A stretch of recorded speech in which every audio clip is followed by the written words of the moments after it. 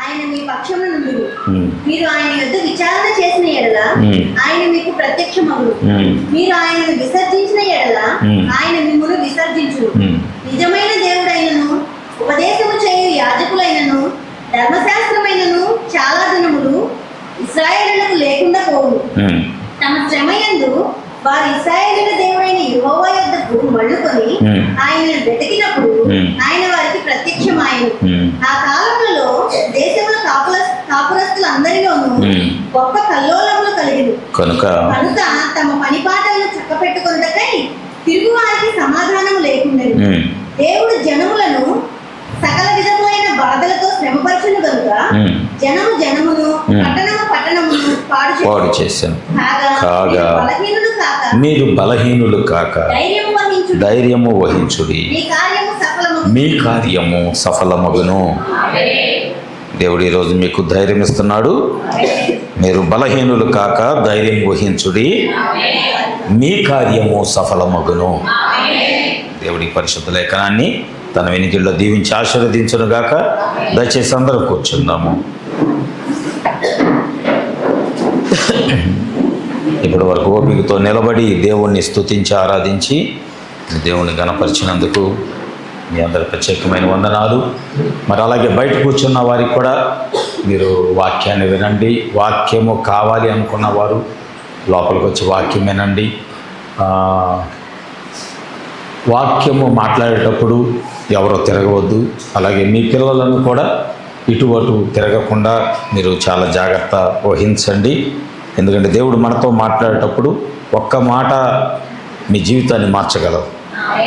దేవుని నోట నుండి వచ్చు ఒక్క మాట నీ కార్యము సఫలమగును అని చెప్పగానే చాలామంది ఆమెను చెప్పారు. ఆ ఒక్క మాట నీ హృదయంలోకి వెళ్ళిందని అర్థం. ఆమేన్. కనుక దేవుని నోట నుండి వచ్చి ఒక్క మాట నీ హృదయ పరిస్థితులన్నీ, నీ కుటుంబ పరిస్థితులన్నిటినీ కూడా దేవుడు మార్చుటకు సమర్థుడై ఉన్నాడు. ఆమేన్. మనందరము దేవుని సన్నిధిలో ఉన్నాం కనుక మన ప్రవర్తన కూడా మనం చాలా జాగ్రత్తగా మనం కాపాడుకున్నాము. మరి గడిచిన వారం నుంచి కూడా దేవుడు కాచి కాపాడాడు. ఈ వారంలో ఎన్నో పనులు, ఎన్నోసార్లు బలహీనమయ్యాం. అవునా? ఎన్నో ప్రయాణాలు చేసాం. ఎన్నో కుటుంబములో శోధనలు ఎదుర్కొన్నాం.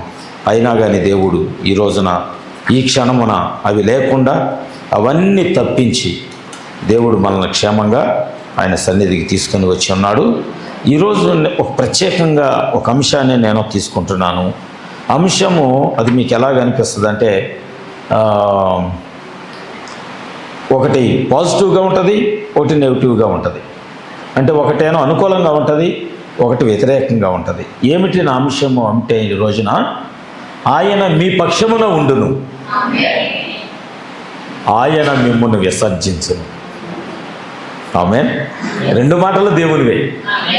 ఆమేన్. The lord is with you, he will forsake you. దేవుడు మీ పక్షాన ఉన్నాడు.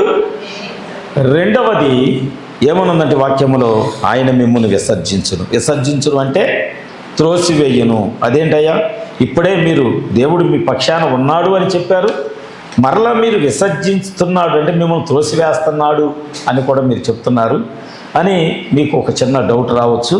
కానీ ఈరోజు దేవుడు మనకి వాక్యములో చదువుకున్న లేఖన భాగంలో నుంచే దేవుడు మనతో మాట్లాడబోతున్నాడు.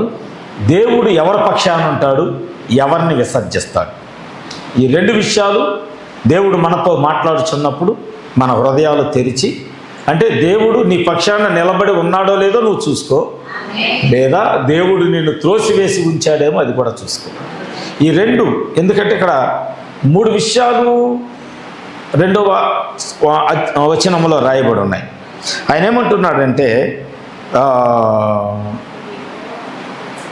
మీరందరూ నా మాట వినుడి, మీరు యెహోవా పక్షము వారైన ఎడల ఆయన మీ పక్షాన ఉంటాడు. ఆయన అంటే ఆయన పక్షాన నువ్వు నిలబడితే, దేవుని యొక్క వాక్యము పక్షమున, ఆయన వాక్యము పక్షమున నిలబడటం అంటే ఏంటి? నాకు రెండు సాక్ష్యాలు అర్థం కాలేదు. ఒకటి శాంతి చెప్పిన చివరిలో చెప్పిన మాట ఏదో నాకు అర్థం కాలేదు, పోయిన నెలలో ఏదో అంది. నాకు అర్థం కాలేదు. రెండవది సువార్తను చెప్పిన సాక్ష్యం కూడా అర్థం కాలేదు. ఏమైందమ్మా పోయిన నెల?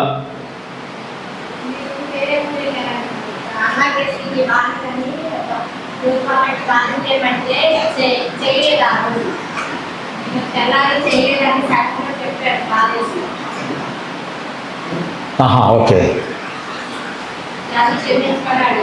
రైట్. సరే, సువార్తమ్మా నువ్వు చెప్పిన సాక్ష్యం నాకు అర్థం కాలేదు. సాక్ష్యం అయితే ఇంకోసారి చెప్తున్నాను, మీ సొంత విషయాలు ఇక్కడికి తేవద్దు. ఇది గుర్తుపెట్టుకోండి. బయట కుటుంబాల్లో లోకంలో జరిగే విషయాలు ఎక్కడ సాక్ష్యం కాదు. అది మీ జీవితంలో దేవుడు ఏం మేలు చేశాడో అదే సాక్ష్యం. సాక్ష్యం అంటే అదే. నువ్వు దేవుని బిడ్డగా వచ్చావా, దేవుని కొరకు నిలబడి నువ్వు సాక్ష్యం చెప్పాలి. ఇంకా లోకంలో నీకు జరిగిన అవమానాలు, నిందలు అవన్నీ నువ్వు ప్రార్థన ద్వారా వ్యక్తిగతంగా నువ్వు నీ గదిలోకి వెళ్ళి ఒంటరిగా వెళ్ళి ప్రభు దగ్గరికి వెళ్ళి నువ్వు ప్రార్థన చేసి, ఎందుకు నాకు ఇలాంటి శోధన వస్తుంది, ఎందుకు నా మీద ఇలా నిందలు పడుతున్నాయి, ప్రభు నేను నీకు వ్యతిరేకంగా ఏమైనా తప్పు చేస్తున్నానా, పాపం చేస్తున్నానని దేవుని దగ్గర నువ్వు సరి చేసుకుంటే దేవుడు ఏం చేస్తాడంటే వాక్యం చేత నేను బలపరిచి మరలా నేను మంచి స్థితిలో తీసుకొచ్చి నిలబెడతాడు. ఆమేన్. అప్పుడు సాక్షిగా నిలబడాలి. అది సాక్ష్యం చెప్పుకోవాలి. ఎందుకంటే నేను ఇక్కడ నిలబడే అధ్యక్షులు కూడా నేను చెప్తున్నాను, సాక్ష్యం చెప్పేటప్పుడు దేవుని వాక్యము నీకేం మేలు చేసింది? స్వస్థపరిచిందా, బాగు చేసిందా, కుటుంబాన్ని కట్టిందా, సమాధానం ఇచ్చిందా, నెమ్మది కలగజేసిందా, లేదా దేవుని యొక్క సహవాసంలో ఇంకా దేవునితో నడవటానికి నీకు సహాయపడిందా? అవి సాక్ష్యం. ఆమె అందుకే ప్రతి సంఘంలో ఉన్న ప్రతి వారికి చెప్తున్నాను, ప్రతి వారితో కూడా నేను తెలియజేసేది ఏంటంటే, మీరు దేవుని యొక్క సన్నిధిలో ప్రార్థన చేయండి. సంఘం ప్రార్థన చేస్తుంది. మీ సమస్య చెప్పండి, అయ్యా నాకు ఒక సమస్య ఉంది, దాని గురించి మీరు ప్రార్థన చేయండి అనేది ప్రేయర్ రిక్వెస్ట్. అది సాక్ష్యంలో కాదు రావాల్సింది. ఒక కాగితం రాసి తీసుకొచ్చి అక్కడ పెడితే సేవకుడు అధ్యక్షులు నిలబడి చెప్తారు, పలానామకి ప్రార్థన అవసరత ఉన్నది, ఈ విషయంలో మీరు ప్రార్థన చేయండి, సంఘం అంతా ప్రార్థన చేయండి అని ప్రేయర్ రిక్వెస్ట్. ఎప్పుడు తేవాలి? నువ్వు ప్రార్థనకి లోపలికి రాగానే నీ పేపర్ తీసుకొచ్చి అక్కడ పెట్టాలి. పాటలన్నీ అయిపోయి సాక్ష్యాలన్నీ అయిపోయాక అప్పుడు చీటీ తెచ్చి అక్కడ పెట్టకూడదు. ఒక క్రమము, ఒక విధానం అందరూ నేర్చుకోండి. నీకు ఒక సమస్య ఉంది, అందరికీ ఉంటాయి, నాకు ఉండే సమస్య. పొద్దున్నుంచి అక్కడ సుల్క్ మాట ఉంది, కానీ ప్రార్థన చేసి వచ్చా ఆ సుల్క్ అనేది దేవుడు తీసేస్తాడని. ఆమేన్. అర్థమైందండి? కనుక మన సమస్య దేవుని సరిగ్గా రాగానే ఆ పేపర్ మీద ప్రార్థన అవసరత పైన రాయండి. మీ ఫ్యామిలీ గురించి సమస్య ఏంటో రాయండి. ఒకవేళ బయటికి చదవకూడదంటే అధ్యక్షులు చెప్పండి, అయ్యా మా కుటుంబం కొరకు ప్రార్థన చేయండి, ఓ సమస్యలో ఉన్నాము అని ప్రార్థన చేయించుకోండి. అర్థమైందండి? కానీ సాక్ష్యం అంటే ఏంటంటే, దావీదు చెప్పాడే ఆయుధాలు ఏమీ లేకపోయినా సింహాన్ని జయించేలాగా చేశాడు ఆయన. ఆయుధాలు ఏమీ లేకపోయినా తెలుగుబండులు జయించేలాగా చేశాడు ఆయన. హల్లెలూయా. ఇప్పుడు నా చేతులు ఆయుధాలు ఏమీ లేకపోయినా సున్నత లేని ఫిలిష్తీయుడు కూడా జయించేలాగా చేస్తాడు ఆయన. అది సాక్ష్యం. ఆమేన్. అది మన జీవితంలో దేవుని సన్నిధిలో ఉండాల్సిన సాక్ష్యం. అలాంటి సాక్షిగా మీరు నిలబడినప్పుడు మిగిలిన విశ్వాసులు కూడా ఒక ధైర్యం వస్తుంది. అరే దేవుడు నా జీవితం ఎప్పుడు చేస్తాడు, నేను ఎప్పుడు నిలబడాలి ఎలాగా అనేటటువంటి ధైర్యము దేవుడు మీకు కూడా ఇస్తాడు. కనుక అట్టి కృప దేవుడు మీకు కలగ చేయను గాక. మంచిది. ఈ రోజున ఒక మాట ఏమిటంటే, మీరు యెహోవా పక్షము వారైన ఎడల ఆయన మీ పక్షమున ఉంటాడు. మీరు ఆయన యొద్ద విచారణ చేస్తే ఆయన మీకు ప్రత్యక్షమవుతాడు. రెండవది. మూడవది, మీరు ఆయనను విసర్జిస్తే మాకు దేవుడు వద్దండి, వాక్యం వద్దండి, ప్రార్థన వద్దండి, తాత్కాలికంగా అలా వచ్చి వెళ్ళే వాళ్ళంగానే మేము ఉంటామండి అంటే ఆయన కూడా నీ ఎడల తాత్కాలికంగానే ప్రవర్తిస్తాడు. అర్థమైందండి? దేవుడు వాక్యం దగ్గర ఎక్కడ మొహమాట పడటం లేదు. దేవుడు ఎక్కడ వాక్యం దగ్గర ఆయన రాజీ పడటం లేదు. Praise the Lord. ఆయన ఏదైతే దేవుడు నీతో చెప్పాలని అనుకుంటున్నాడో అది మొహమాట లేకుండా దేవుడు మాట్లాడుతున్నాడు. దేవుడు మాట ఎప్పుడు కూడా అవునంటే అవును ఉంటుంది, కాదు అంటే కాదు. అంతేగాని పాస్టర్ గారిని మెప్పించడానికి దేవుడు ఏదో ఒక వర్తమానం ఇచ్చి, సంఘ పెద్దలను మెప్పించడానికి ఏదో ఒక వర్తమానం ఇచ్చి, సంఘాన్ని మెప్పించడానికి ఒక వర్తమానం ఇచ్చి అలా మాట్లాడే దేవుడు కాదు ఆయన. ఒకటే కట్టే కొట్టే తెచ్చా, నువ్వు నా పక్షాన ఉంటే నేను నీ పక్షాన ఉంటా, నేను వద్దని నువ్వు అనుకుంటే నువ్వు కూడా నాకు వద్దు. రెండు మాటలు తెగేసి చెప్తున్నాడు దేవుడు. నువ్వు నాతో ఉంటానంటే నేను నీతో ఉంటా, నేనొద్దు, నా సన్నిధి వద్దు, నా ప్రార్థన వద్దు, వాక్యం వద్దు, భక్తి వద్దు, విశ్వాసం వద్దు, పరిశుద్ధత వద్దు, ఏమొద్దు, నేను ఇలాగే వస్తా ఇలాగే వెళ్తానంటే నేను కూడా నీ ఎడల అలాగే ఉంటా. ఇది వాక్యం. ఆమేన్. మంచిది. ఈరోజున దేవుడు ఆయన ఎలాంటి హృదయం కలిగి ఉన్నాడో ఒకసారి కొన్ని విషయాలు మనం గమనిస్తే, బైబిల్ గ్రంథంలో మనందరికి తెలిసిన ఒక కథ, జరిగిందో జరగలేదో తెలియదు కానీ వాక్యంలో రాయబడింది. లోకసువార్త 15వ అధ్యాయంలో 17వ వచనం నుంచి చూస్తే అక్కడ ఒక మాట రాయబడి ఉంటుంది. అయితే బుద్ధి వచ్చినప్పుడు వాడు, నా తండ్రి యొద్ద ఎంతోమంది కూలివాండ్రకు అన్నము సమృద్ధిగా ఉన్నది, నేనైతే ఇక్కడ ఆకలితో చచ్చిపోవచ్చున్నాను, నేను లేచి నా తండ్రి యొద్దకు వెళ్ళి, తండ్రి నేను పరలోకమునకు విరోధముగాను నీ ఎదుట పాపము చేసి తిని, ఇక మీదట నీ కుమారుడిని అనిపించుకొనుటకు యోగ్యుడను కాను, నన్ను నీ కూలివానిలో ఒకరిగా చదవండి, అందరు చదవండి, పర్లేదు.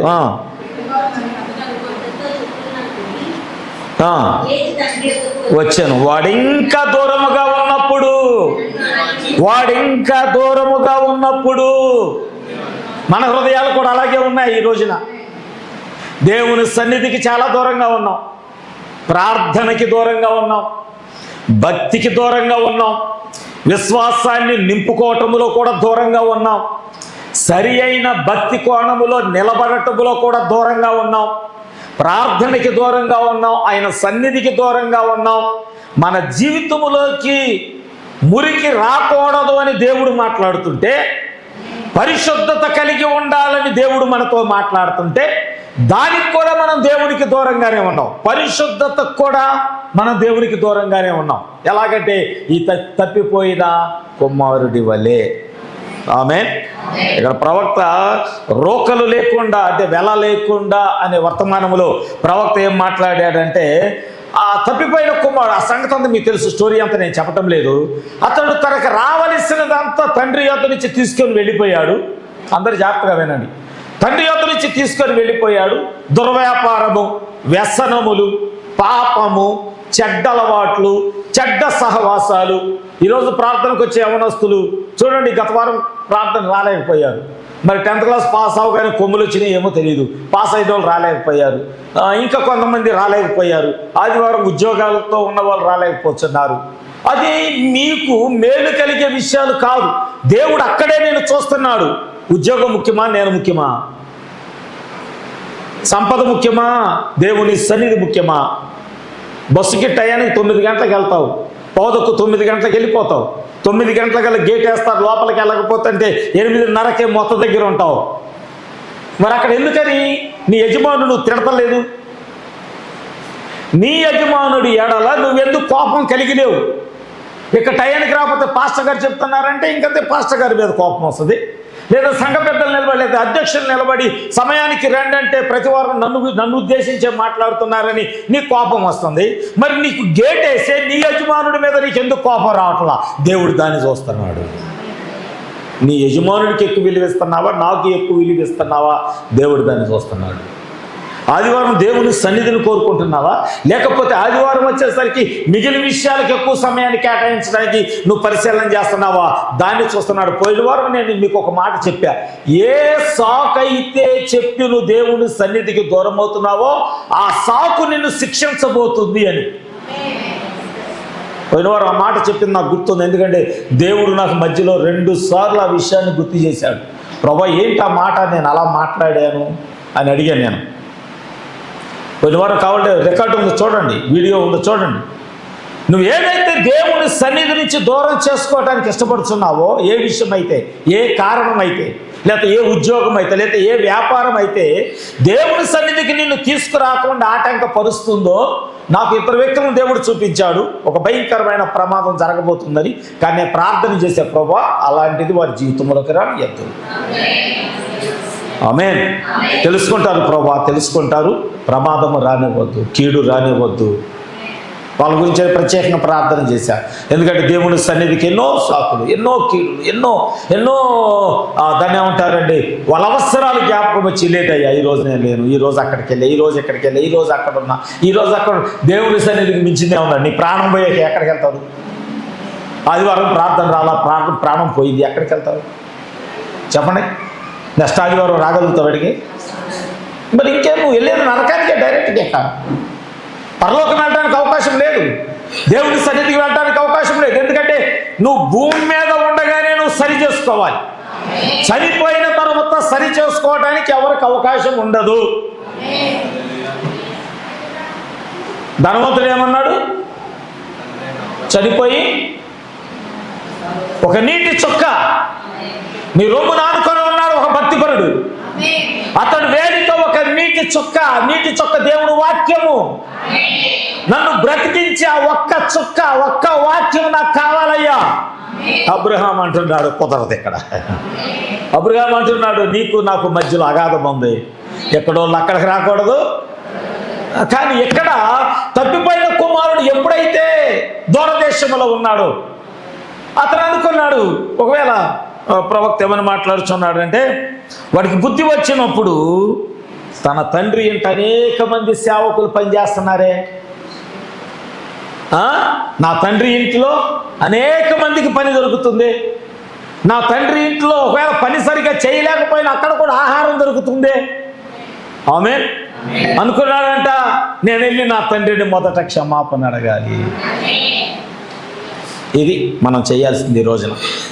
దేవుని సన్నిధిలో మనం ఈరోజు చేయాల్సింది ఏంటంటే, మనం బలహీనులు కావద్దు, కానీ మనం తిరిగి బలవంతులం అవటానికి మరలా దేవుడు మనతో నిలబడాలి. నా కుటుంబంలో దేవుడు ఉండాలి, నాతో ఎల్లప్పుడూ ఆయన సన్నిధి నాతో ఉండాలి. ఆమేన్. ఇంకా పాట పాడుకున్నాం కదా, నువ్వు నాతో రా ప్రభువా, నా ఎదుట నడువు ప్రభువా అని పాడుకున్నాం కదా. హల్లెలూయా.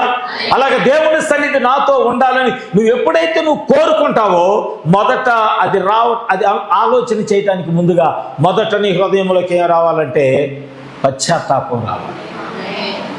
ఎంతగా దూరం అవుతున్నారు? సంఘశాఖల్లాగా ఆదివారం వస్తేనే బైబిల్ తెరుస్తున్నాం. సంఘశాఖల్లాగా వారానికి ఒకసారి. చాలామంది సంతోషించారు గురువారం ప్రార్థన తీయగానే, పండగ చేసుకున్నారు. కొంతమంది బిర్యానీలు వండుకున్నారు. మా సేవకుడు గురువారం ప్రార్థన తీశాడని వండుకున్నారా? చెప్పండి, నిజం చెప్పండి. వండుకోలేదా? అయితే దేవుడు మిమ్మల్ని క్షమించునుగాక. ఆమేన్. హల్లెలూయా. ఇక్కడ ఒకవేళ ఒక విషయాన్ని చెప్తాను. జోదం ఆడేవాడికంట, పేకాట ఆడేవాడికి ఇప్పుడు ట్రేడింగ్ వచ్చింది, అది కూడా ఒక పేకాట లాంటిదే. ₹1,00,000 పోయినాయి అనుకోండి, పేకాట ఆడేవాడికి ₹1,000 పోయినాయి. వాడు ఏమనుకుంటాడంటే, ఇప్పుడు ఇంట్లో నా భార్య ఎక్కడో డబ్బులు దాచి ఉంటుంది, మరలా ఆ డబ్బులు తీసుకొచ్చి మరలా నేను ఆడితే మరలా నేను సంపాదిస్తాను, పోయిన ₹1,000 కూడా వస్తాయి అనుకుంటాడు. ఎవడో జోతగాడు. ఎవరో పిల్లలు వస్తున్నారు చూడండి. కనుక గమనించండి, ఇక్కడ మీరు గమనించండి. ట్రేడింగ్ కూడా అలాంటిదే. 10 లక్షలు పోయినాయి, మళ్ళీ ఇంకో 1 లక్షతో లేకపోతే ఇంకో 5 లక్షలతో నేను స్టార్ట్ చేస్తే మళ్ళీ వస్తాయి. రావు, అవి కూడా పోతాయి. 5 లక్షలు కూడా పోతాయి. మళ్ళీ అనుకుంటాడు ఇంకో 10 లక్షలు ఎక్కడ తెచ్చి పెడదాం, అది కూడా పోతాయి. జోతగాడు ఎలాంటి వాళ్ళు, ఇప్పుడు ట్రేడింగ్లో అలాంటిదే. కోడి పందాలు చూడండి, ఒక పందెం వేస్తాడు, ఆడు పుంజు తెచ్చిద్ది, మన సాగత ఊర్లోకి వచ్చేస్తాడు, పెట్టలు తొక్కే కోడి పుంజును కూడా తీసుకెళ్తాడు. అది వ్యసనం. అది ఏమనుకుంటాడు, దీంతోనైనా ఒక్క పందెం గెలిచినా మళ్ళీ పోగొట్టుకున్నా నేను సంపాదించుకుంటాను. ఇక్కడ ఈ కుమారుడు అనుకోలా, మరలా తండ్రి దగ్గరికి వెళ్ళి, నాన్న కొద్దిగా ఇవ్వు, నాకు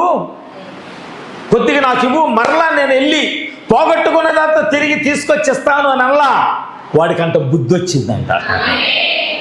ఏమొచ్చింది? వ్యసనము రాలా, బుద్ధి వచ్చిందంట.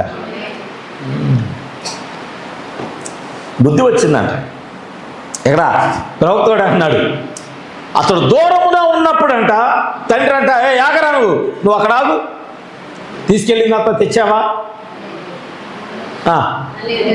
పోగొట్టుకున్నదంతా తీసుకొచ్చావా, బెట్టి చేసి వెళ్ళావు కదా, తిరుగుబాటు చేసి వెళ్ళావు కదా, కోప్పడి వెళ్ళావు కదా, తండ్రి అని కూడా చూడకుండా తిరుగుబాటు చేసి సమస్తమును లాక్కొని వెళ్ళిపోయావు కదా, నువ్వు తీసుకెళ్ళింది డబల్ చేసుకొని వచ్చావా అడిగాడా?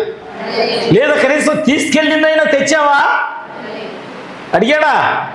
ప్రవక్త అన్నాడు, రోకలు లేకుండానే. అంటే నువ్వు అది కడితేనే లోపలికి రా, లేదు లేదు, వెల చెల్లించకుండానే ఆ కుమారుడు చూసి దూరంగా ఉండగానే పరిగెత్తుకొని వెళ్ళి కౌగిలించుకొని మెడ మీద పడి ముద్దు పెట్టుకొని, ఆమేన్, హల్లెలూయా.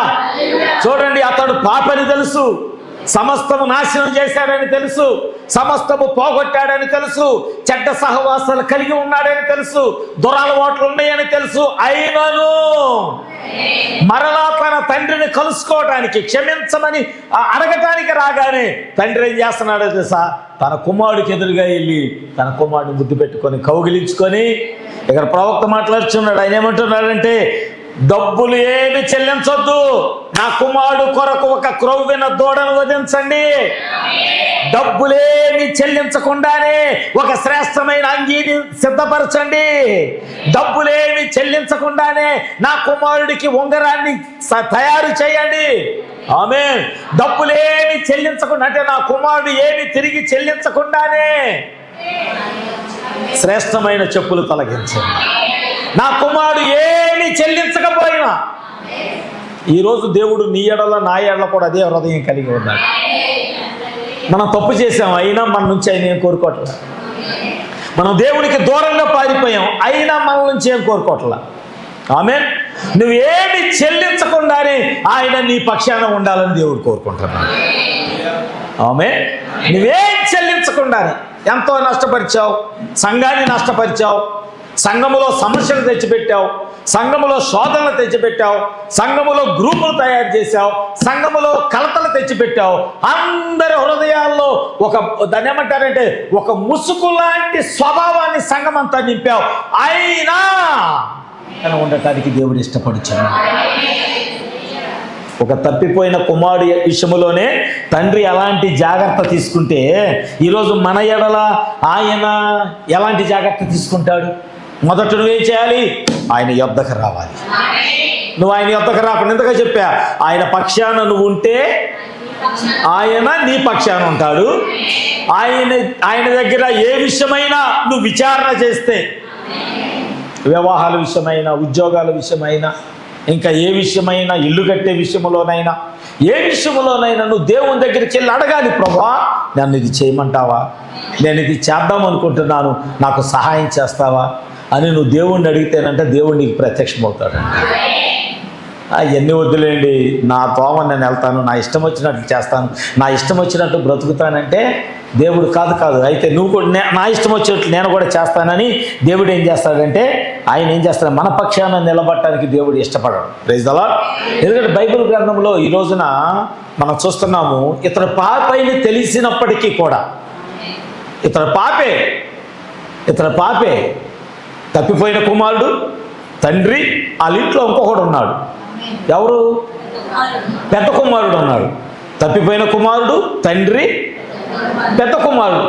ఇప్పుడు పెద్ద కుమారుడు వచ్చి ఏం చేస్తాడంటే నింద వేస్తున్నాడు. ఏం చేస్తున్నాడు?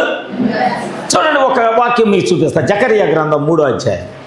జకరియా గ్రంథము 3వ అధ్యాయం. జకరియా గ్రంథము 3వ అధ్యాయంలో ఒక విషయాన్ని నేను మీకు చూపిస్తాను. మొదటి వచనం నుంచి చదువుదాం. మరియు యెహోవా దూత ఎదుట ప్రధాన యాజకుడైన యెహోషువ నిలవబడుటయు, సాతాను ఫిర్యాది అయి అతను కుడిపార్శ్వమున నిలవబట్టయు అతను నాకు కనపరచను. సాతాను యెహోవా నిన్ను గద్దించును, యెరూషలేమును కోరుకుని యెహోవా నిన్ను గద్దించును, ఇతడు అగ్నిలో నుండి తీసిన కొరివి వలనే ఉన్నాడు కదా అని యెహోవా దూత సాతానుతో అనెను. యెహోషువ మలిన వస్త్రములు ధరించిన వాడై దూత సముఖములో నిలవబడి ఉండగా, దూత దగ్గర నిలిచి ఉన్నవారిని పిలిచి, ఇతను మైలు బట్టలు తీసివేయుడని ఆజ్ఞాపించి, నేను నీ దోషము పరిహరించి ప్రశస్తమైన వస్త్రములతో నిన్ను అలంకరించుచున్నాను అని సెలవిచ్చాను. అతని తల మీద తెల్లని పాగా పెట్టించుడని నేను మనవి చేయగా వారు అతని తల మీద తెల్లని పాగా పెట్టి వస్త్రములతో ఆయనను అలంకరించిరి. యెహోవా దూత దగ్గర నిలుచుండెను. ఇక్కడ కూడా మనం ముగ్గురు చూస్తాం. ఒకరు యెహోషువ, ఆమె, ఒకరు దేవుని యొక్క దూత, ఒకరు సైతాను. అక్కడ ముగ్గురు చూస్తున్నాం. తప్పిపోయిన కుమారుడు, అందరు ఇక్కడే ఉన్నారా? తప్పిపోయిన కుమారుడు, తండ్రి, ఇంట్లో ఉన్న పెద్ద కుమారుడు. ఇప్పుడు ఇక్కడ చూస్తున్నాము యెహోషువ, దేవుడు లేదా దేవుని దూత, మూడవది సాతాను. ఇప్పుడు సాతాను వాడు ఏం చేస్తాడంటే యెహోషువ మీద ఒక నింద వేస్తున్నాడు. ఇక్కడ తప్పిపోయిన కుమారుడు తండ్రిని తన పెద్ద కుమారుడు ఒక నింద వేసినట్లుగా, ఎలాగా? వాడు ఆస్తి అంతా తీసుకుపోయాడు, నిన్ను ఎదిరించి వెళ్ళాడు, ఇప్పటి వరకు నేను నీతోనే నిలబడ్డాను, ఇప్పటి వరకు అన్ని విషయాల్లో నేనే నిన్ను చూసుకున్నాను, వాడు నిన్ను విడిచి వెళ్ళిపోయినా, వాడు నిన్ను తృణీకరించి వెళ్ళిపోయినా, నీకేమి కావాలో అన్ని నేనే దగ్గరుండి జాగ్రత్తగా నేను చూసుకున్నాను. ఆమేన్, హల్లెలూయా. ఇప్పుడు వాడు తప్పు చేసి వస్తే నువ్వు ఎలా చేర్చుకుంటావు? ఆమేన్. ఇప్పుడు యెహోషువ మీద కూడా సాతాను వాడు అలా నిందేస్తున్నాడు. ఇది పరలోకం కదా ప్రభువా, పరలోకములోకి మలిన వస్త్రములు ధరించిన వాడు ఎలా వస్తాడు? ఈరోజు మన విషయంలో కూడా దేవుడు అలాగే చేస్తున్నాడా? ఆమేన్. మనం పరిశుద్ధులమా? నీ మీద సాతాను వాడు నింద వేయట్లేదా? ఇది సువార్తను సాక్ష్యం చెప్తుంది కదా. నా మీద ఏది వాళ్ళు నిందలేశారు, వీళ్ళు నిందలేశారు, అవమానపరిచారు, ఏదో చెప్తుంది కదా. ఆమేన్. చూడండి, యెహోషువ మీద సాతాను వాడు నిందయట్లేదా? మలిన వస్త్రములు ధరించిన వాడు పరలోక రాజ్యం ఎలా వస్తాడు? నేను ఎందుకు చెప్తున్నానంటే మనలో కూడా చాలా ఉండే మలినమైనవి, కానీ దేవుడు వాటి విషయమై నిన్ను హెచ్చరించట్లేదు, కానీ నీ దోషమును పరిష్కరించి నీ మలిన వస్త్రములను తొలగించి ప్రశస్తమైన వస్త్రము నీకు కట్టాలని దేవుడు ఆశపడుతున్నాడు. ఈరోజు ఆయన ప్రేమను వ్యక్తపరుస్తున్నాడు దేవుడు. మనందరం మలిన వస్త్రాలు ధరించిన వారు. వస్త్రం అంటే ఏంటి? క్రియలు. యోబు లేదా, నా నీతినే నేను వస్త్రముగా ధరించి ఉన్నాను, నీతే శ్రేష్టమైన ప్రశస్తమైన వస్త్రముగా నేను ధరించాను అని యోబు చెప్పట్లేదా? ఆమేన్. వస్త్రము అనగా క్రియలు. వస్త్రము అనగా మన క్రియలన్నీ మురికి పట్టాయి, మన క్రియలన్నీ మలినమయ్యాయి, మన క్రియలన్నీ చెడ్డవిగా ఉన్నాయి. సాతాను వాడు అందరికీ ఏలు పెట్టి చూపిస్తున్నాడు. నీలో తప్పు ఉంది, నీలో తప్పు ఉంది, నీలో తప్పు ఉంది, అధ్యక్షత వహిస్తున్న మీలో తప్పు ఉంది, పాస్టర్ గారు మీలో కూడా తప్పు ఉంది, ఇంకా విశ్వాసులు మీలో తప్పు ఉంది, అందరికీ ఏలు పెట్టి చూపిస్తున్నాడు సాతాను వాడు. ఉన్నాయా లేవా మనలో? అందరిలో ఉన్నాయో లేవా? ఒప్పుకున్న వాళ్ళు ధన్యులండి. ఒప్పుకుంటే నీ పక్షాన దేవుడు నిలబడతానికి సిద్ధంగా ఉన్నాడు. నేను ఒప్పుకోలేదు ప్రభా, నాలో ఏ తప్పు లేదు, నేను చాలా పరిశుద్ధంగా ఉన్నానంటే నీ పక్షాన దేవుడు ఉండటానికి ఇష్టపడటం లేదు. ఆమేన్. ఎందుకంటే ఇక్కడ సాతాను వాడు నింద వేస్తున్నాడు, మలిన వస్త్రములు ధరించిన వాడై. కానీ ఇక్కడ దేవుడు ఏం చేస్తున్నాడు తెలుసా? ఆయన వచ్చి అంటున్నాడు, లేదు లేదు, దూతను పిలిచాడు, ఇతను మలిన వస్త్రాలు తీసేయండి, ఇతను మైలు బట్టలు తీసేయండి. మైలు బట్టలు ఎంత కంపు కొడతాయి? సెంటు రాసినా వాసన పోదు, అవునా? ఒక స్త్రీ ప్రసవం వేదన అనుభవించి పిల్లలను కన్నా తర్వాత వాళ్ళ దగ్గర బాలింత వాసన వస్తుంది. నువ్వు ఇంట్లో ఎన్ని సెంట్లన్నా కొట్టు, ఆ వాసన పోదు, అవునా? రక్తస్రావం కలిగిన స్త్రీ యొక్క వస్త్రాలు ఎంత భయంకరంగా ఉంటాయి, ఎంత భయంకరమైన వాసన వస్తాయి. నువ్వు ఏది చేసినా ఆ మైలు కంపు అది పోదు. కానీ దేవుడు అది కూడా చూడటం లేదు, నీలో ఉన్న ఆ మురికిని కూడా చూడటం లేదు. ఆయన ఏమన్నాడు తెలుసా? ఇది తీసేయండి, ఈ మైలు బట్టలు తీసేయండి, ఎందుకంటే నేను అతని దోషాన్ని పరిష్కరించాను. తండ్రి చేసింది అదే కదా. అతను ఎన్ని తప్పులు చేసి వచ్చినా ఆ స్థానంలో మీరు వెళ్ళండి. అదే చెప్తున్నా, వాక్యపు స్థానంలోకి నువ్వు రా, ఆ తప్పిపోయిన కుమారుడు స్థానంలోకి నువ్వు రా. అవును ప్రభా, ప్రార్థన నుంచి, భక్తి నుంచి, విశ్వాసం నుంచి, వాక్యము నుంచి, ఈ గడియ యొక్క వర్తమానం నుంచి తప్పిపోయిన ఆ వ్యక్తిని నేనే. నువ్వు అలా రా దేవుడి దగ్గరికి, నిన్ను చేర్చుకోవడానికి దేవుడు సిద్ధంగా ఉన్నాడు. కానీ ఒకవేళ నువ్వు మొండికేస్తే దేవుడు కూడా మొండికేస్తాడు. సరి చేసుకుందాం. ఈరోజు యెహోషువ స్థానంలోకి నువ్వురా. సాతానికి కనబడుతున్నాయి కొన్ని నీలో, ఏమో సాతానికి కాదు, నీ ప్రక్కన ఉన్న విశ్వాసకే కనబడుతున్నాయి. అధ్యక్షతలు వహించే వారికే కనబడుతున్నాయి నీలో కొన్ని బలహీనతలు, లేదు సేవకుడికే కనబడుతున్నాయి నీలో కొన్ని బలహీనతలు, నీ కుటుంబంలో ఉన్న బలహీనతలు కొన్ని సేవకుడికే కనబడతాయి. ఒక మనిషికే కనబడితే దేవుడికి ఎందుకు కనపడం, దెయ్యానికి ఎందుకు కనపడం? ఒప్పుకుంటారా? ఆమేన్. మరి కనబడినప్పుడు సాతాను నీ మీద నింద వేయటానికి సిద్ధపడినప్పుడు నువ్వేం చేయాలంటే దేవుని సన్నిధిలో నిలబడి ఉండాలి, దేవుని సన్నిధికి రావాలి. ఆమేన్. ఆయన కలుసుకోవటానికి రావాలి, ఆయనతో మాట్లాడటానికి రావాలి, ఆయన్ని క్షమాపణ అడగటానికి రావాలి. నేను యోగ్యుడను కాను, నీ ఇంట్లో ఉండటానికి యోగ్యుడు కాను, నీ బిడ్డగా అనిపించుకోవటానికి యోగ్యుడు కాను, నాకు అర్హత లేదు ప్రభువా. ఈ పశ్చాత్తాప ప్రార్థన ఎప్పుడు వస్తుంది మనకి? ఎప్పుడు వస్తుందండి? మీ కుటుంబాల్లో చాలామంది ప్రార్థనలు చేయటం లేదు. నేను ప్రతి ఇంటికి వచ్చాను, చాలామంది ప్రార్థన చేయటం లేదు. నేను ప్రార్థన చేసేటప్పుడు ప్రతి కుటుంబాన్ని దేవుడు నా ఎదురు తీసుకొచ్చి పెట్టాడు. చాలామంది ప్రార్థన మానేశారు. చాలామంది మీ కుటుంబాల్లో ప్రార్థన ఆత్మ అసలు వెళ్ళిపోయింది, అసలు లేదు. నువ్వే మూలకెళ్ళి చూసినా ప్రార్థన ఆత్మ లేదు. ఒకవేళ ఒంటరిగా ఉండి ప్రార్థన చేద్దామని అనుకున్న ఆత్మ కూడా కనపడుతుంది మీ కుటుంబాల్లో. అందుకే ఏమవుతుందంటే మీలో భక్తిహీనత ఏర్పడుతుంది. ప్రార్థన చేస్తున్నప్పుడు మీ కుటుంబాల్లో ప్రార్థన లేదన్న సంగతే నాకు కనపడుతుంటే దెయ్యానికి ఎందుకు కనపడదు? నిన్న శనివారం ఎంతమంది ప్రార్థన చేశారు? ఒకటి. లెక్కేస్తున్నాను, అంతే అంతే, చాలా తక్కువ మంది. మీరు మిగిలిన వాళ్ళు సమయం లేదు మిత్రమా అన్నామా?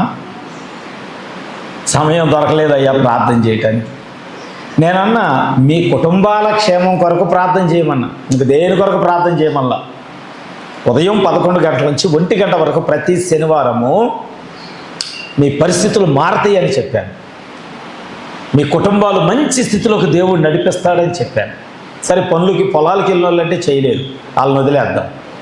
ఇంటికాడ ఉన్నవాడు పనికి వెళ్ళిన వాళ్ళంటే అట్లా చేయలేరు, ఎందుకంటే పొలం పనుల్లో ఉంటారు కనుక.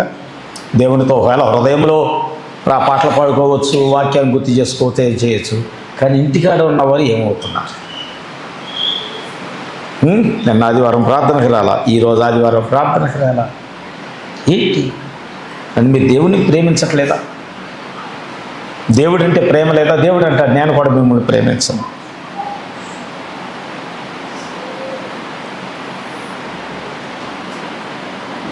చాలా విచారకరమైనటువంటి సంఘటన ఏంటంటే భక్తి కట్టుకోవటంలో సంఘం తప్పిపోతుంది. భక్తిని కట్టుకోవటంలో మీ నోటి వెంట ఎప్పుడైనా దేవుని వాక్యం వస్తుందా? లేదా ఆదివారం ప్రార్థన సాగలేదు, సరే మధ్యలో 2 వారాలు పెడదామా? మంగళవారం గురువారం కూడా ప్రార్థన పెడదామా? వస్తారా? అయ్యా మాకు వాక్యము సరిపోవట్లేదు, నిజంగా మాకు కుటుంబంలో ప్రార్థన చేసుకోవటానికి మా సమయం చాలలేదు, కనీసం మధ్యవారం ప్రార్థన ఉంటే మేము ప్రార్థన చేసుకుంటాము అనేవాళ్ళు ఉన్నారా? ఎవరు పలకట్లేదంటే ఎవరు లేదన్న. ఏమో నాకు తెలీదు, ఆదివారం కూడా వద్దయ్యా కుదరలేదు అంటే నేను కూడా దానికి కూడా ఏం చేయలేదు. ప్రభు పాదాలు పట్టుకోవడం తప్ప నేనేం చేయలేను. నేను ఒకటి చెప్తానండి, ఇదే కాలం అంటే ప్రభువు మరలా మీ ధోనిలోకి వచ్చేదాకా మీరు ఎంత ప్రయాసపడినా జీవము దొరక్క వలలు ఆపివేయే కాలంలోకి వచ్చారు. మీరు ప్రయాసపడుతున్నారు, భక్తి కట్టుకుందామని ప్రయాసపడుతున్నారు, ప్రార్థనకి వెళ్దామని ప్రయాసపడుతున్నారు. కానీ ఆ ప్రయాస దేవుని సన్నిధిని నీతో తీసుకురావట్లా, కొర్నేలి కుటుంబంలోకి మెట్ట మధ్య సాయంకాలం 3 గంటల వేళ దేవుని దూత కుటుంబంలోకి వచ్చి ప్రార్థనలు పరలోకం మోసుకెళ్ళే ఆ స్థితి కూడా మీ కుటుంబంలో కనపడక మీరేం చేస్తున్నారంటే మీ వలలు పక్కన పడవేసే సమయంలో మీరున్నారు. అంటే మీ భక్తిని, మీ ప్రార్థనను, మీ విశ్వాసాన్ని కోల్పోయేటటువంటి ఆ స్థితిలోకి వచ్చారు మీరు. అంటే భక్తిహీనమైన క్రియల్లోకి మీరు వచ్చేసారు. నేను ఒకటే చెప్తాను, ఈరోజు వర్తమానం దేవుడు మీతో మాట్లాడేటప్పుడు 2 మాటలు. నా పక్షాన ఉంటే నీ పక్షాన అంట, నేను వద్దనుకుంటే నువ్వు కూడా నాకు వద్దు. ఏది కావాలి? రెండిట్లో. దేవుడు నీతో ఉండటం కావాలా?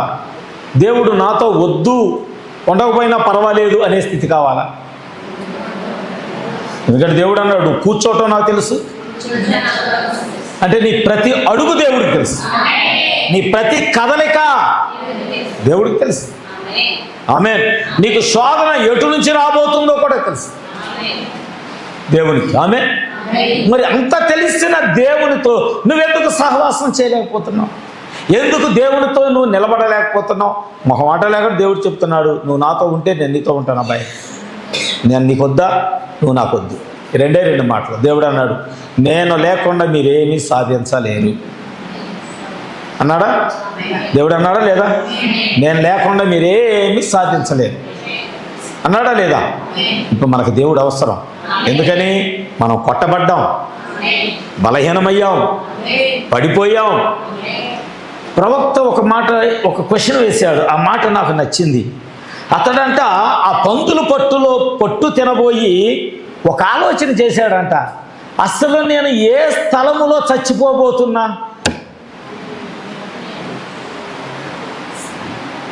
నా తండ్రికి అన్నీ ఉన్నాయి, ఆస్తి ఉంది, ప్రజలు ఉన్నారు, రాజ్యం ఉంది, కొరత లేదు. ఎన్నిసార్లు తిన్నా కొండ తరగదు. నేను ఆయన కుమారుణ్ణి, నేను ఆయన సొంత కుమారుణ్ణి. ఆయన రక్తముతో నన్ను కొన్నాడు, ప్రసవ వేదన కలవరి శిలువలు అనుభవించి నన్ను కన్నాడు. ఆమేన్. మరి ఇప్పుడు నేను ఏ స్థితిలో చావబోతున్నా, ఏ స్థలములో నేను చావటానికి సిద్ధంగా ఉన్నా? పాపములో, వ్యసనములో, పందులు తినే పందుల శాలలో నా మరణం అక్కడ, నేను కోల్పోయేది అక్కడ, నా జీవాన్ని కోల్పోయేది పందుల దొడ్డిలోనా? నా ప్రార్థన, నా భక్తి జీవితం, నేను రాజకుమారుణ్ణి, నేను రాజవంశానికి చెందిన వాడిని, నేను పరలోక రాజ్యానికి వారసుణ్ణి. కానీ నా మరణం ఎక్కడ? రోగములోనా, వ్యాధిలోనా, పాపములోనా, లేకపోతే పందులు తిరిగే లోకములోనా? నేను ఎక్కడ చావబోతున్నా? అప్పుడు వచ్చిందంట పశ్చాత్తాపం. నా మరణం ఎక్కడ ఉండకూడదు, నా తండ్రి రాజ్యములోనే ఉండాలి. హల్లెలూయా. నా మరణము నా తండ్రి ఎంత ఉండాలి. చూసారా? ఆ పశ్చాత్తాపం మనస్సు అంట తన తండ్రి సన్నిధికి తీసుకురాగానే ఇక్కడ ఒక నిందేస్తున్నాడు ఒకడు. ఏమని? వాడు అలా చేశాడు, వాడు ఎలా చేశాడు, ఎంత ఆస్తి నష్టం చేశాడు, ఎంత అవమానపరిచాడు, లోకములందరూ రాజా నీకు మంచి పేరుంది, ఆ పేరునంతా చెడగొట్టి వెళ్ళిపోయాడు అని నింద వేస్తుంటే ఆ తండ్రి అంట ఆ తప్పిపోయిన కుమారుడు పక్షాన నిలబడి ఆమేన్ అన్నాడంట. వాడు ఎవడో కాదురా, వాడు నా సొంత కుమారుడు. వాడెవడో కాదు, నా సొంత కుమారుడు, నా సొంత బిడ్డ, నేను కన్నాను వాడిని. వాడు తప్పిపోయాడు కానీ తిరిగి మరలా నా దగ్గరికే వచ్చాడు వాడు. హల్లెలూయా. తండ్రిగా నేను వాడిని చేర్చుకోవాలి. ఎవరు ఎన్ని వాడి మీద నిందలు వేసినా నేను వాడి పక్షాన్ని నిలబడాలి. ఈరోజు దేవుడు మన పక్షాన అలా నిలబడతానంటున్నాడు. ఆమేన్. మనం బలహీనల మీద తప్పు చేస్తున్నాం, దేవునికి దూరంగా పారిపోతున్నాం. కానీ దేవుడు మనకు వాగ్దానం చేస్తున్నాడు, అనేక మంది నీ మీద నింద వేసినా యెహోషువ పక్షాన దేవుడు నిలబడ్డాడు. ఆయన ఏమంటున్నాడు? నీ దోషమునే పరిష్కరిస్తున్నా, నీ మలిన వస్త్రాలు తీసేస్తున్నా, నీ మైలు బట్టలు తీసేస్తున్నా, నీకు ప్రశస్తమైన వస్త్రాలు తీసివేసి ఏమంటున్నాడు తెలుసా? ఒక తెల్లని తలపాగా తీసుకొచ్చి అతని మీద పెట్టండి. సాతాను వాడేమో వీడు దోషయ్యా, వీడు పాపయ్యా అంటే దేవుడు ఏం చేశాడు? స్థితినంతా మార్చేసి తెల్లని పాగా పెట్టి ఇతడు దోషి కాదు, ఇప్పుడు ఇతడు న్యాయాధిపతి. ఏ స్థానం తీసుకెళ్ళాడు? ఏ స్థానంలో తీసుకెళ్ళాడు? అక్కడేముంది? తెల్లని తల మీద తెల్లని పాగా పెట్టించుడని మనవ చేయగా అతని తల మీద తెల్లని పాగా పెట్టి వస్త్రములతో అతన్ని అలంకరించిరి. యెహోవా దూత దగ్గర నిలుచుండెను. తెల్లని పాగా ఎవరు పెడతారు తెలుసా? జడ్జిమెంట్ ఇచ్చేటప్పుడు కోర్టులో రోజు జడ్జి కూర్చున్న విధానం వేరు. జడ్జిమెంట్ ఇస్తాడే ఆ రోజు మాత్రం తెల్లని విగ్గు పెట్టుకుంటాడు. ఎందుకంటే అతడు అందరికంటే గొప్పవాడని చెప్పడానికి, అతడు చెప్పే న్యాయము, అతని తీర్పు సరి అయినదని చెప్పడానికి న్యాయాధిపతి యొక్క విగ్గును ధరించేవాడు. Praise the lord. ఈరోజు కూడా మీరు సుప్రీంకోర్టుకి వెళ్తే సుప్రీంకోర్టు జడ్జి కూడా ఏం చేస్తాడంటే జడ్జిమెంట్ ఇచ్చేటప్పుడు తెల్లని విగ్గును ధరిస్తాడు. ఇప్పుడు సాతానుడు వచ్చి అంటున్నాడు, ఇతడు మైలు బట్టలు ధరించాడు, ఇతడు మలిన వస్త్రాలు ధరించాడు, ఇతనిలో దోషం ఉందంటే దేవుడు ఆ స్థితిని మార్చి, లేదు ఇప్పుడు ఇతడు న్యాయాధిపతి, ఇతరులకు తీర్పు తీర్చువాడు. స్థితిని ఎలా మార్చాడు దేవుడు? నీ స్థితిని కూడా దేవుడు అలా మార్చడా? ఆమేన్, హల్లెలూయా. నీ పరిస్థితులు దేవుడు అలా మార్చడా? మళ్ళీ ఆ స్థితిలోకి దేవుడు మళ్ళీ తీసుకురాడా? పాపి నుంచి పరిశుద్ధుడిగా దేవుడు మళ్ళీ మార్చడా? ప్రైజ్ ది లార్డ్, హల్లెలూయా. చూడండి, మీకు లేఖనం చూపిస్తాను. నిర్గమాకాండము 29వ అధ్యాయము. నిర్గమాకాండం 29వ అధ్యాయం 1 నుంచి 7 వరకు చదవండి.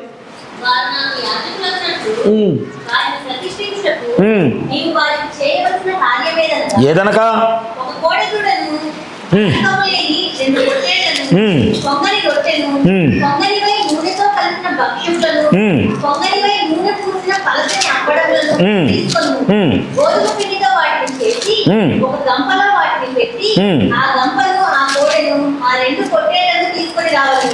మరియు నీవు అహరోనును అతని కుమారులను ప్రత్యక్ష గుడారం యొక్క ద్వారం దగ్గర తీసుకుని వచ్చి నీళ్లతో వారికి స్నానం చేయించి ఆ వస్త్రములను తీసుకుని చొక్కాయిని ఏపోదు వినుటంగిని ఏపోదును అహరోనుకు ధరింపచేసి ఏపోదు విచిత్రమైన నడికట్టును అతనికి కట్టి అతని తల మీద పాగాను పెట్టి ఆ పాగా మీద పరిశుద్ధ కిరీటం ఉంచి అభిషేక తైలము తీసుకొని అతని తల మీద పోసి అతన్ని అభిషేకించెను. ఎవరు వీళ్ళు? అహరోను కుమారులు. యాజకుడి యొక్క కుమారులు దేవుడు ఏం చేస్తున్నాడంటే వాళ్ళని ప్రత్యేకపరచండి. జాగ్రత్త గమనించండి. ఈరోజు నువ్వు దేవుని పక్షాన నువ్వు నిలబడాలనే దేవుడు నిన్ను అన్నిటి నుంచి వేరు చేస్తున్నాడు. మాట గుర్తుపెట్టుకోండి. నీవు దేవుని పక్షమున నిలబడితే దేవుడు నీ పక్షాన నిలబడటానికి దేవుడు ఏం చేస్తున్నాడు? అన్నిటి నుంచి వేరు చేస్తున్నాడు. చూడండి, ఈరోజు మనం ఆదికాండంలో మనం చూస్తే, నిర్గమకాండంలో మనం చూస్తే దేవుడు మోషేని ఐగుప్తు నుంచి వేరు చేశాడా? మోషే ఎలాంటి వాడు? మోషే పాపి, ఒక మాటలో పాపి, అవునా? హంతకుడు, పారిపోయాడు, పిరికివాడు, బలహీనతలు చాలా ఉన్నాయి. కానీ దేవుడు ఏమనుకున్నాడంటే లేదు ఈ వ్యక్తితో నేను నిలబడాలి అంటే మోషే అక్కడ ఉండకూడదు, ఆ బలహీనతలు అక్కడ ఉండకూడదు. అందుకే దేవుడు నిన్ను నడిపించడానికి కారణం ఏంటంటే దేవుడు నీతో నిలబడాలని దేవుడే మొదట ఆశపడ్డాడు.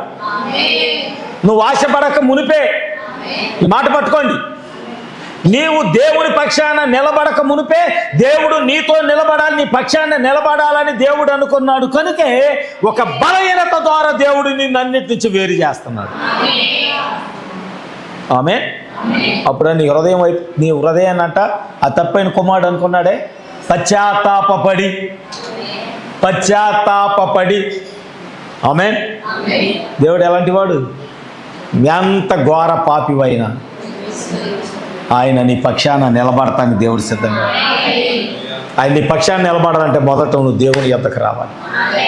దేవుని యొద్దకు నువ్వు రాకుండా దేవుడు నీ పక్షాన నిలబడాడు. అయ్యగారు ప్రార్థన చేయండి, నిలబడాడు. మాకు రావడానికి కుదరతలేదు, వారానికి నెలలో ఒక వారం అన్నా రావటానికి మేము ప్రయత్నం చేస్తాం. దేవుడు నీతో నిలబడాడు. వాక్యంలో ఉన్నది చెప్తున్నా. నేను నీకు వద్దు అనుకుంటే నువ్వు నాకు వద్దు అంటున్నాడు దేవుడు. ఎక్కడ? ఈ మాటకి మీరు ఎత్తుకోని జవాబు. నేను నీకు వద్దా? అయితే నువ్వు నాకు వద్దు. పరలోక రాజ్యం వద్దా? నీ కుటుంబమే నాకు వద్దు అంటున్నాడు దేవుడు. అమ్మా వింటున్నారా? పరలోక రాజ్యం వద్దా? అయితే నీ కుటుంబంతో కూడా పని లేదు అంటున్నాడు దేవుడు. ఆయన కుటుంబాన్ని ప్రేమిస్తే ఆయన నీ కుటుంబాన్ని ప్రేమిస్తాడు. ఆయన సన్నిధిని నువ్వు కనబడితే నీ సన్నిధి నీతో ఆయన సన్నిధి ఉన్నదని కనపడేలాగా దేవుడు చేస్తాడు. ఆమేన్. బైబిల్లో మొన్న ఎక్కడో నాకు ఎదురైంది, ఒక స్థలంలో, ఎక్కడో నాకు గుర్తు రావట్లేదు, కానీ వారు నన్ను చూడగానే వారు నన్ను ఏమన్నారంటే, మీరు పాస్టర్ గారా అన్నారు. నిన్న బ్యాంకులో అన్నాడు, నిన్న బ్యాంకు కారు తీసుకున్నాను కదా, లోన్కి సంతకాలు పెడతానికి వెళ్ళాను. నేను కూర్చొని సంతకాలు పెడతా ఉన్నాను. అక్కడ ఒక చోట బ్యాంకులో, అక్కడ ఒక బ్యాంకులో ఉన్నారు. నిన్న బ్యాంక్ వెళ్ళినప్పుడు కూడా అక్కడ క్యాష్ కౌంటర్లో ఒక ఆమె ఉన్నది. ఆమె చూసి మీరు పాస్టర్ గారా అంది. అవునమ్మా అన్న. అలా కనబడుతున్నారండి అంది. రైట్. మళ్ళీ నిన్న ఆ లోన్ది సంతకాలు పెట్టడానికి భవానీపురం మన స్వరూప చేసిన బ్యాంకులో అక్కడ లోన్ ఇచ్చారు. ఆ లోన్కి అయ్యా మీరు పాస్టర్ గారా అని. అవునయ్యా అన్నాను. దేవునితో నువ్వు ఉండటానికి ఇష్టపడితే నీతో దేవుడు ఉండటానికి ఇష్టపడతాడు. ఆమేన్. మన వస్త్రధారణే మారదు. మనం బయటికి వెళ్ళినప్పుడు పరిశుద్ధంగా ఉండటానికే ప్రయత్నం చేయం. లోకస్తుల్లాగా ఇక్కడ దాకేస్తాం. ఇప్పుడైతే ఇంకా డిజైన్లు వచ్చినాయి, గోళ్ళ చించుకొని వచ్చేస్తున్నాయి. పాస్టర్లు కూడా వేస్తున్నారంట గోళ్ళ చించుకొని. లోకస్తుల్లాగా నీ శరీరం అంతా కనబడేటట్లు. ఎవరికి కనపడాలి? ఎవరికి కనపడాలి? లోకానిక? పరిశుద్ధత ఏది? నీ వస్త్రాలు చూడగానే వీళ్ళు ప్రార్థనకి వెళ్ళేవాళ్ళు అనుకుంటండి, అందుకని కింద నుంచి పైదాకా అంత పరిశుద్ధంగా ఉన్నారు. నీ యొక్క ఆ పై అలంకరణే తెలియజేస్తుంది నువ్వు పరిశుద్ధంగా ఉన్నావా, లోకముతో ఉన్నావా. ఆమేన్. ఆమేన్ చెప్తారా? హల్లెలూయా. చూడండి, ఇక్కడ దేవుడు మన నుంచి ఏం కోరుకుంటున్నాడంటే ఏమీ కోరుకోవట్లా, పరిశుద్ధంగా ఉండు అని కోరుకుంటున్నాడు. అదొకటేగా, పరిశుద్ధంగా ఉండు, నా ఆత్మను కలిగి ఉండు. పోయిన వారం చెప్పాను, ఆత్మను ఆర్పకుడి. పోయిన వారం దేవుడు మాట్లాడాడు, ఆత్మను ఆర్పొద్దు. ఇదే కదా దేవుడు కోరుకుంటుంది. మరేంటి, మనం ప్రార్థనకు వచ్చేటప్పుడు కూడా మనం పనులకు వెళ్ళేటప్పుడు ఎలాగే వెళ్తాము, ప్రార్థనకు వచ్చేటప్పుడు కూడా మనం అలాగే వస్తాం. ఏది ప్రత్యేకత? ప్రత్యేకత ఏది? మోషేను వేరు చేశాడు దేవుడు, ఐగుప్తు నుంచి వేరు చేశాడు. దేవుడు ఏం చేశాడు? మోషేని ఆకర్షించాడు. ఇప్పుడు మోషే పక్షాన్ని నిలబడ్డాడు. ఐగుప్తు రాజు, ఐగుప్తు లోకము అంతా కూడా ఫరో వైపు ఉంటే, ఆమేన్, ఇశ్రాయేలీలందరూ బానిసలుగా ఒక ప్రక్కన పడి ఉంటే, మోషే చేతులు ఆయుధం లేదు, ఏమీ లేదు, ఒకే ఒక కర్ర. కానీ మోషేతో దేవుడు నిలబడి ఉన్నాడు. మోషేతో దేవుడు నిలబడి ఉన్నాడు. దావీదు ఉన్నాడు. దావీదునికి దేవుడు చూడండి మొదట ఏం చేశాడు? బెత్లెహేము నుంచి వేరు చేశాడు. ఆమేన్. తన అన్నల నుంచి వేరు చేశాడు. అవునా కదా? చూడండి, దావీదు పలికిన ఒక ధైర్యమా, విడిచిపెడతాను ఆగండి, ఏసీ ఆఫీసీ నిద్రపోతున్నారు చాలామంది. సరే చూడండి, ముగిస్తా. వాక్యం ఎక్కువైపోయింది, చాలా ఎక్కువైపోయింది. చూడండి, ఇక్కడ యుద్ధంలోకి వెళ్ళాడు. మొదటి సమూయేలు గ్రంథం 17వ అధ్యాయం 47వ వచనం చదవండి ఎవరైనా. మొదటి సమూయేలు గ్రంథము 17వ అధ్యాయము 47వ వచనం త్వరగా. యెహోవా కత్తి చేతను ఈటి చేతను రక్షించువాడు కాడని ఈ దండు వారందరూ తెలుసుకొందురు. యుద్ధము యెహోవాదే, ఆయన మిమ్మును. ఏం దావీదా, ఏంటా ధైర్యము? అంత ధైర్యముతో మాట్లాడే కారణం ఏంటి? ఆమేన్. చూసారా, దేవుణ్ణి పక్షాన ఉంటే నువ్వు బలహీన బాబు. ఎక్కడున్నా ధైర్యంగా ఉంటావు, ఎక్కడున్నా ధైర్యంగా ఉంటావు. 100 మంది రోగుల మధ్య ఉన్నా నువ్వు భయపడవు. అవునా? నేను మొన్న మధ్య ఎవరితో అన్నా, నేను 3 రోజులకి వారం క్రితం అనుకుంటా మాథ్యూ వాళ్ళ ఇంటికి వెళ్ళాను. నేను మాథ్యూ వాళ్ళ ఇంటికి వెళ్ళినప్పుడు పలకరించడానికి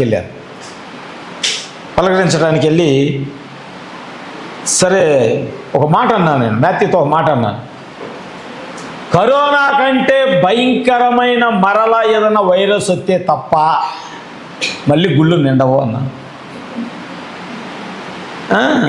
కరోనా కంటే ఒక భయంకరమైన వైరస్ వ్యాధి వస్తే తప్ప ప్రజలు మరల దేవుని వైపు చూడరు.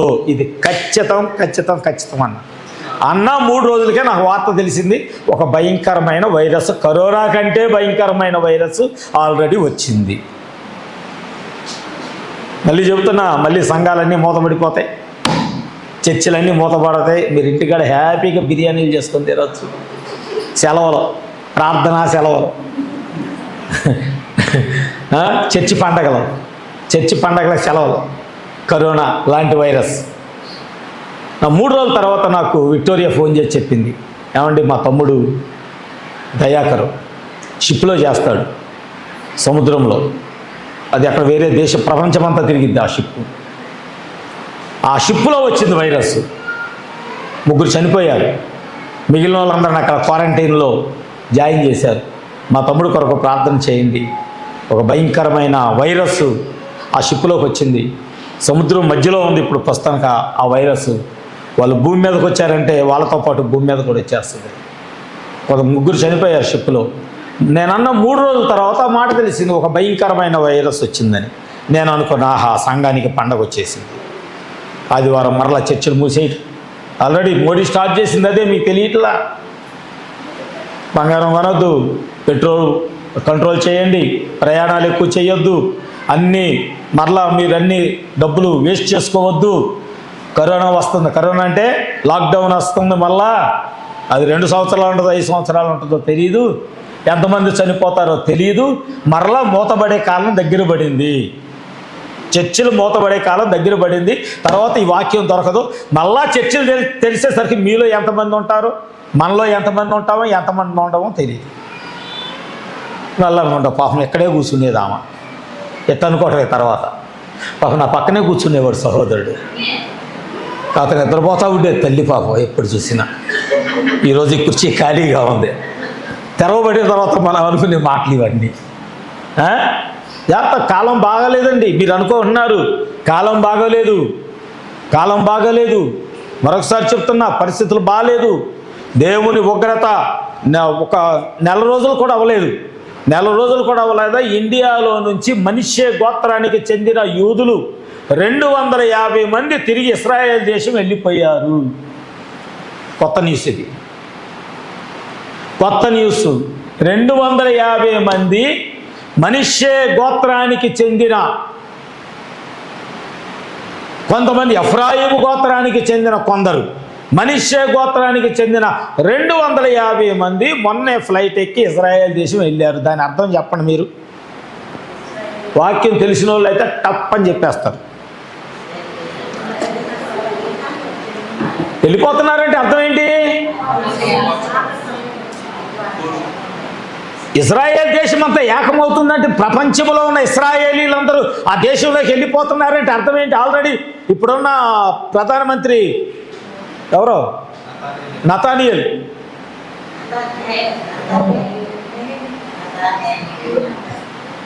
నతానేహు కదా, చిన్ననే చెప్తున్నాడు, గట్టి చెప్పయ్యా.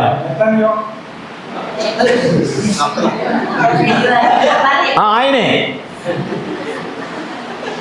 ప్రపంచానికి పిలిపించాడు. ప్రపంచంలో ఉన్న ఇశ్రాయేలీలందరూ వచ్చేయండి. ఆ కేక ఫస్ట్ టైం మన తరంలో వచ్చిందంటే దాని అర్థం ఏంటంటే దేవుడు మన వైపు నుంచి ఇశ్రాయేలీల వైపు తిరిగే సమయం వచ్చేసింది. ఇప్పుడు నువ్వు వాచ్గా చూడాల్సింది ఇశ్రాయేలీలే నీ గడియారం. ఇది కాదు, ఈ టైం కాదు. ఏమంటే వెంకటరామయ్య గారు మారు మనసు పొందాలా, బాప్తిసం తీసుకోవాలా, యేసు రక్తంలో కడగబడాలా. ఒక్కసారి ఆయన నీ గుమ్మము దాటి వెళ్ళాడా ఇక రాడు లోపలికే. ఒక్కసారి మన అన్య జనాంగము నుంచి దేవుడు మన గుమ్మము దాటి వెళ్ళాడా, వాక్యం ఒకటి వెళ్ళిపోయిందా, ఇక తిరిగి మరలా లేదు. ఇశ్రాయేలీలు ఐక్యపరచబడుతున్నారంటే దాని అర్థం అదే. రక్షణ అన్యుల్లో నుంచి వెళ్ళిపోతుంది. ఆయన ఒక్కసారి వెళ్ళిపోయిన తర్వాత నీకు పాప క్షమాపణ లేదు, నీకు బాప్తిసం లేదు, ప్రభురాత్రి భోజనం లేదు, అన్యుల్లో సువార్త లేదు, వాక్యం ప్రకటించబడటం లేదు. ఒట్టి ఇశ్రాయేలీల దేశంలోనే వాక్యం ప్రకటించబడింది. కానీ ఇక్కడ ఎంత చెవులు అరిగిపోయేలాగా వాక్యం చెప్పినా, క్షమాపణే లేనప్పుడు ఎంత చెప్పినా వ్యర్థమే. ఇప్పుడు మనం దేవుని దగ్గర రావటం అవసరమా కాదా? అవసరమా కాదా? దేవుని యొద్దకు రావడం అవసరమా కాదా? సమయము లేదు మిత్రమా, సమయము లేదు సంగమా. ఇక ఆయన ఇశ్రాయేలు, నిన్న చూసిన వార్త విని ఒక్కసారి నేను షాక్ అయ్యా. అరే, మన ఇండియా నుంచి కూడా యూదులు వెళ్ళిపోతున్నారు ఇజ్రాయేల్ దేశం అంటే అర్థం ఏంటి? మనకి ఇక దేవుడు మనతో ఉండటానికి దేవుడు ఇష్టపడటము లేదు అని అర్థం. మనలో నుంచి, మన కుటుంబాల్లో నుంచి దేవుడు వెళ్ళిపోతున్నాడంటే దాని అర్థం ఏంటో తెలుసా? దేవుడు వెళ్ళిపోతున్నాడంటే ఇక మన ప్రతి కొంపలో దెయ్యాలే దొరుకుతాయి. ప్రతి మనిషిలో ఆ రోజు నాడికి శానా పట్టిన 2000 దెయ్యాలు కాదు, కానీ ఈరోజు మనలో అయితే ఒక్కొక్కరు 20,000 దెయ్యాలు దొరుకుతాయి. భర్త మాట భార్య వినదు. వినండి వినండి, ఆల్రెడీ వచ్చేసినాయి, కొన్ని దెయ్యాలు వచ్చేసినాయి. భార్య మాట భర్త వినడు, తల్లిదండ్రుల మాట, ఈ ఆల్రెడీ దెయ్యాలు చాలా వచ్చేసినాయి ఇళ్లలోకి. కొన్నే వచ్చింది, జస్ట్ నాకు తెలిసి 15-20 దెయ్యాలు వచ్చి ఉంటాయి. అవుతాయి 10,000, 15,000, 20,000 అన్ని దెయ్యాలు కూడా వచ్చేస్తాయి ఆటోమేటిక్గా. ఎందుకంటే ఒక్కళ్ళు 2,000 దూరినప్పుడు 20,000 దూరటం పెద్ద సమస్య ఏం కాదు. Praise the Lord. ప్రార్థన ఉండదు, భర్తకి ప్రార్థనకు రాడు, భార్య ప్రార్థనకు రాదు, పిల్లల ప్రార్థనకు రారు, నీ కుటుంబంలో ఇక ప్రార్థన అనే స్వభావమే ఉండదు. నాకు తెలిసి కొన్ని సంవత్సరాల తర్వాత నీ బైబిల్ తెరిస్తే మొత్తం చెదలబట్టి ఉంటుంది. అంటే అన్ని దెయ్యాలు నీ ఇంట్లో సహవాసం చేస్తున్నాయి. నేను ఆశ్చర్యపోయాను నా వార్త చూసి. 250 మంది యూదులు వెళ్ళిపోయారంటే ఆల్రెడీ ఆ సిగ్నల్స్, ఆ గుర్తు, ఆ టోకెన్, ఆ గుర్తు, ఆ ముద్ర మనకు కనబడుతుంది. ఇశ్రాయేలీలు ఐక్యమవుతున్నారంటే అర్థం ఏంటి? అరే, వాళ్ళందరూ ఐక్యపరచబడుతున్నారు దేవుని బిడ్డలందరూ అంటే ఇక దేవుడు ఏలియాను, మోషేను వాళ్ళ మధ్యకి తీసుకొచ్చే సమయం దగ్గరికి వచ్చింది. వాళ్ళ దగ్గరికి ఆ సమయం వచ్చిందంటే దేవుడు మనలో నుంచి వాళ్ళలోకి వెళ్ళిపోతున్నాడు.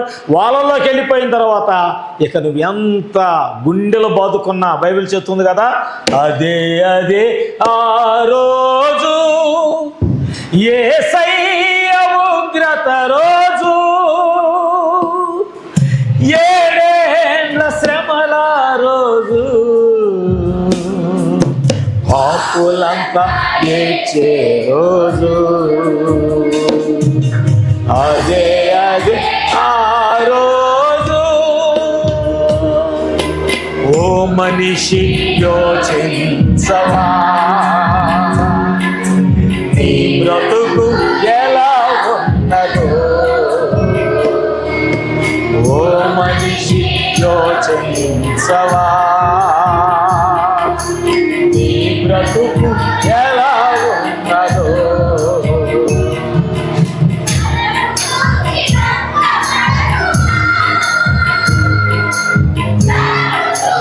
దగా పడకుమా,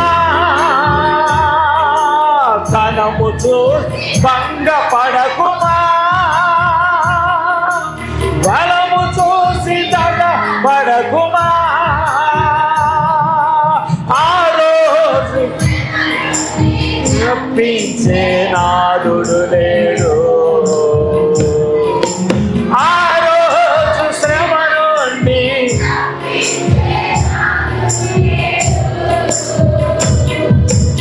అదే అదే ఆ రోజు యేసయ్య ఉగ్రత రోజు,